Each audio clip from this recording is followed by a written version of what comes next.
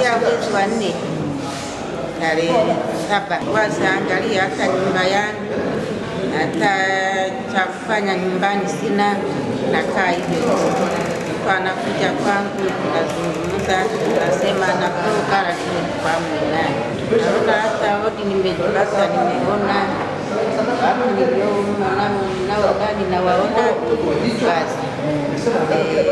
Nadhani hata kwenye gari nitajipeleka. Hawatanishika, labda mtu akitangulia na mpasa, lakini hawatanishika, naona nitakwenda. Nawashukuru, nawaombea kwa Mwenyezi Mungu hata kesho warudi tuje tujibiwe, hata na wengine waliobaki nyumbani waje watibiwe, kila mtu aangalie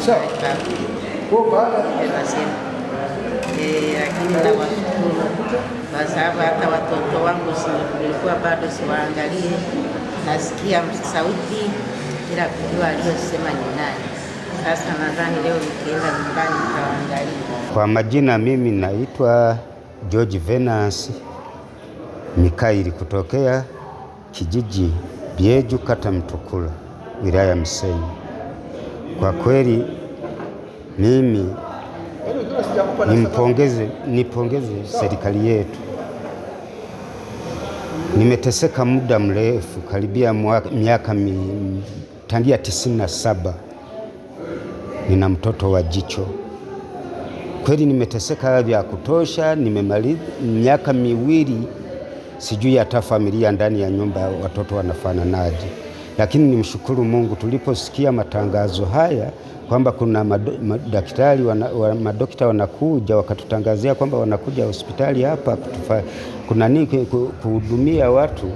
Kweli nikashukuru. Sikukawia hiyo siku nikawa nimefanyeje, nikaja, nilikuwa mtu wa kwanza, nikapimwa, wakaangalia, wakaona ni kweli ni matoto ya jicho. Kweli ikafanyika, wakatuambia kwamba tarehe 10, si ndio leo, jana, basi wakatufanyia operation, wakatufanyia matibabu. Kwa kweli tukalala, lakini nimshukuru Mungu.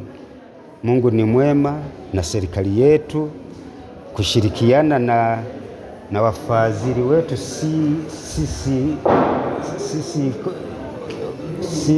KCC BDO wametusaidia kweli na serikali yetu. Sasa hivi naona vizuri, kila kitu naona, nimshukuru Mungu. Sasa hivi natabasamu, kila mtu namuona, nasikia furaha moyoni mwangu, hata najifikiria nitakavyofika nyumbani, familia ikaniona natembea hivi bila ya kubebwa, bila ya kushikwa mkono. Nafikiri ni vigeregere na furaha juu yao.